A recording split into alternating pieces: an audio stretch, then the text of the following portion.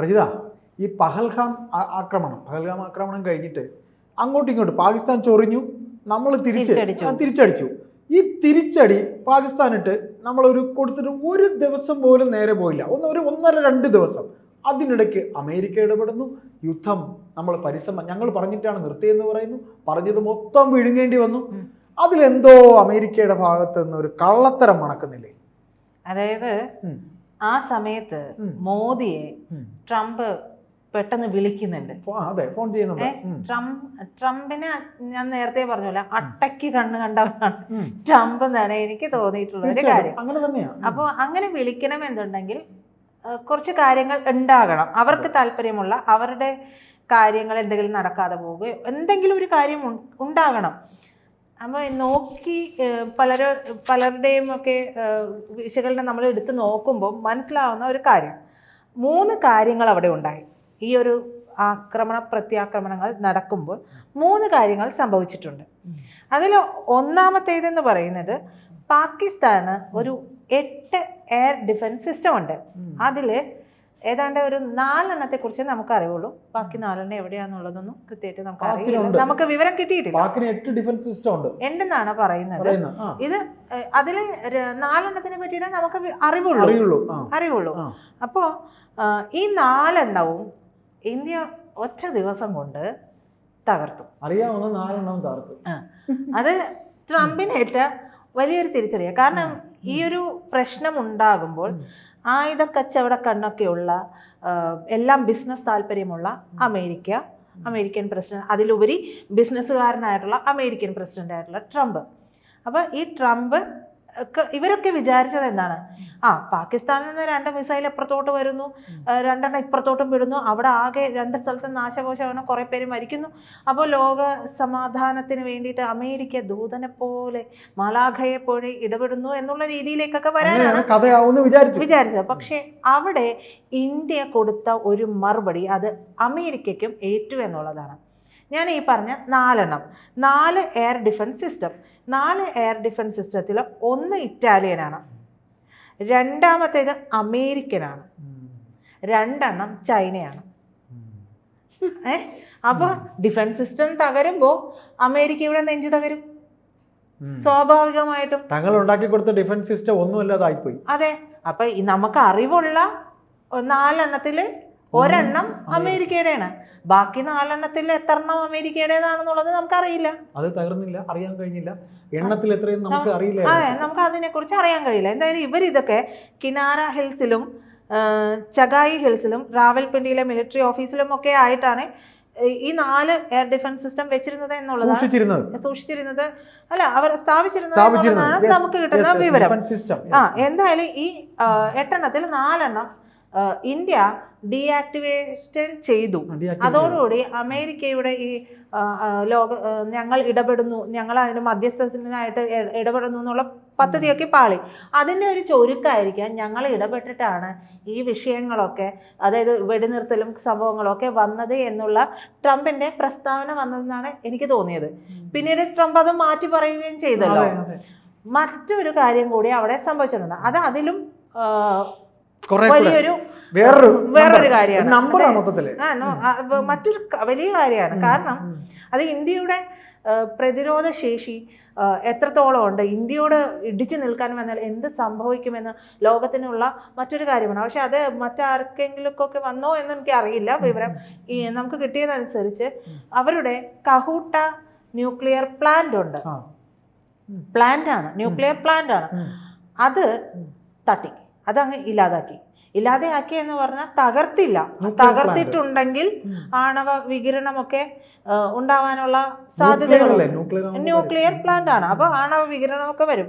അതും ഈ പറയുന്നത് പോലെ ലേസർ സാങ്കേതിക വിദ്യ ഉപയോഗിച്ച് നമ്മൾ നിർവീര്യമാക്കുകയാണ് ചെയ്തത്. അപ്പോൾ കിരണങ്ങൾ ഉപയോഗിച്ചിട്ട് നമ്മൾ നിർവീര്യമാക്കി. അപ്പോൾ ഇതുമായി ബന്ധപ്പെട്ട് പക്ഷെ പുറത്തു വന്ന വാർത്ത ഞാൻ അധികവും കേട്ടിട്ടുള്ളത് കിർണാക്കുന്നിലെ ആണവ സ്റ്റോറേജുമായി ബന്ധപ്പെട്ടിട്ട് അവിടെ 4 അമേരിക്കൻ ഇതുമായി ബന്ധപ്പെട്ടിട്ടുള്ള ഈ ആണവ ഇത് കാര്യങ്ങളുമായിട്ടൊക്കെ ബന്ധപ്പെട്ടുള്ള ഉദ്യോഗസ്ഥർ അവിടെ വന്ന് ഇറങ്ങിയിട്ടുണ്ട് എന്നുള്ള വിവരം, അവിടെ വികിരണം ഉണ്ടായി എന്നുള്ള വാർത്തകളുമൊക്കെ ധാരാളം വരികയും ചർച്ചയാവുകയും ഒക്കെ ചെയ്തിട്ടുണ്ട്. സത്യത്തിൽ എനിക്ക് തോന്നുന്നത് കിർണാക്കുന്നിലല്ലായിരുന്നു ഇന്ത്യയുടെ ലേസർ വിദ്യയൊക്കെ ചെന്ന് പതിച്ചത്, ലേസർ വിദ്യയൊക്കെ കിരണങ്ങൾ ചെന്ന് പതിച്ചത് കഹൂട്ട ന്യൂക്ലിയർ പ്ലാന്റിലാണ്.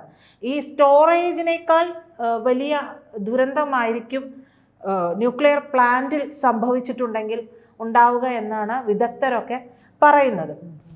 ഇത് എങ്ങനെ തകർത്തു?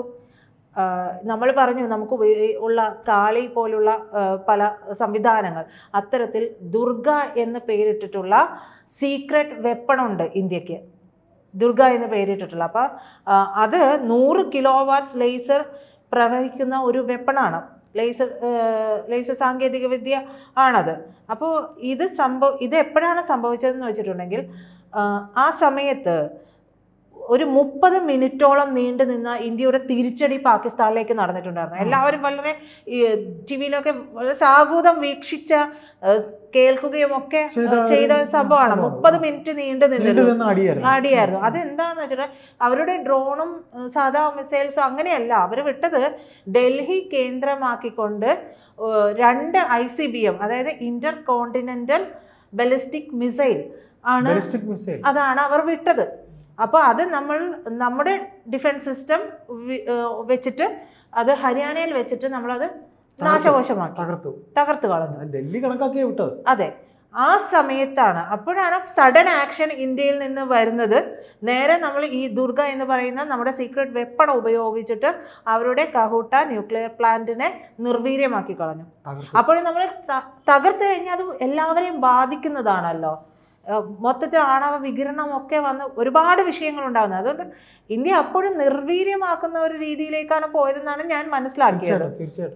അപ്പോൾ ഇത് സംഭവിച്ചതോടെ, അതായത് കഹൂട്ട ന്യൂക്ലിയർ പ്ലാന്റിന് ഈ ഒരു വിഷയം സംഭവിച്ചതോടുകൂടി അസിം മുനീറും ഷെഹബാസ് ഷെരീഫിന്റെയും മൂട്ടിൽ തീ പിടിച്ചു. അപ്പൊ എന്ത് ചെയ്യും?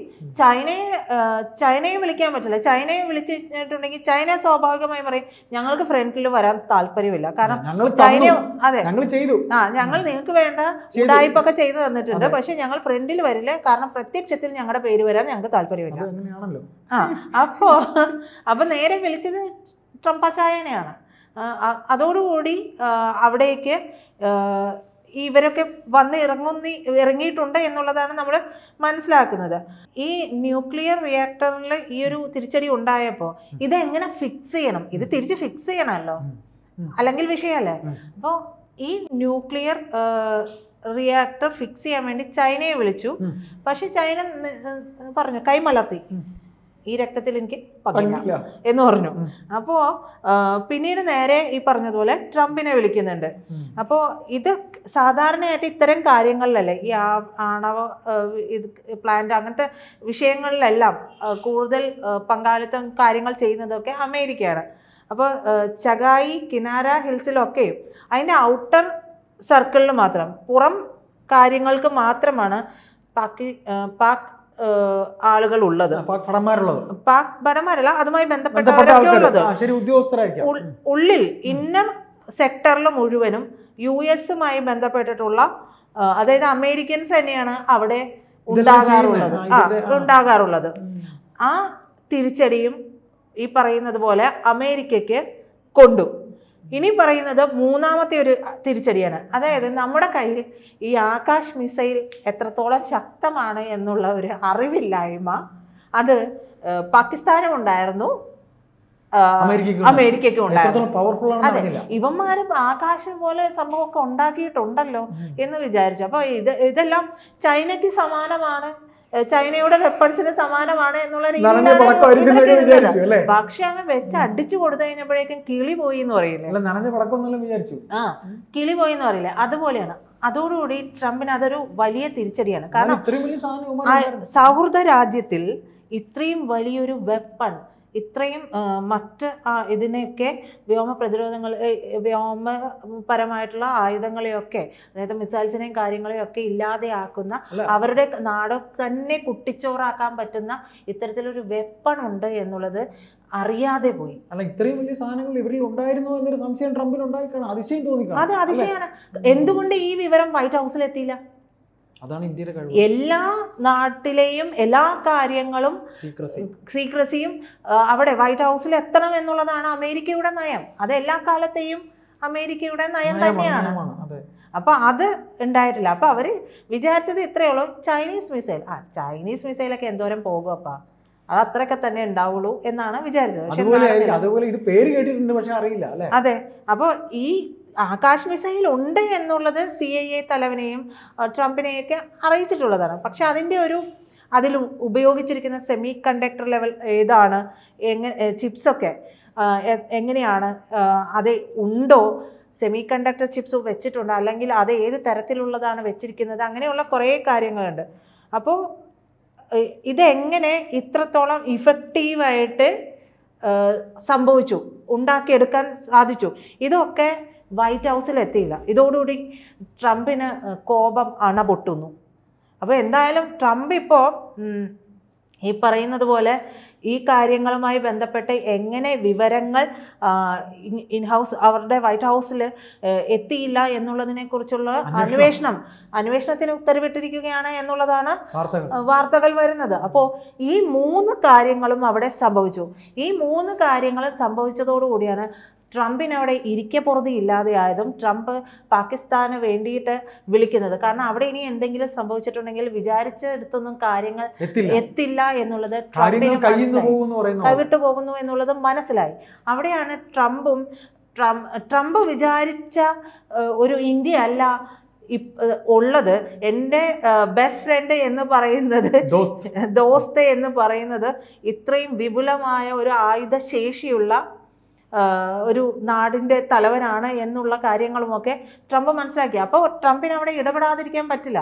അതുകൊണ്ടാണ് ട്രംപ് ആ വിളി രാത്രിക്ക് രാത്രി എന്ന് പറഞ്ഞ പോലെ ട്രംപ് മോദിയെ വിളിച്ചതും അതിൻ്റെ പേരിൽ ഒരു മുതലെടുപ്പ് നടത്താൻ ശ്രമിച്ചത് അതിൻ്റെ ഒരു ഡീപ് സ്റ്റേറ്റിൻ്റെ ഭാഗമായിട്ട് കൂടിയൊക്കെ തന്നെയാണ്. എന്തായാലും ഈ 3 കാരണങ്ങൾ ട്രംപിനെ നെഞ്ചത്ത് കൊണ്ട വെടി തന്നെയാണ്.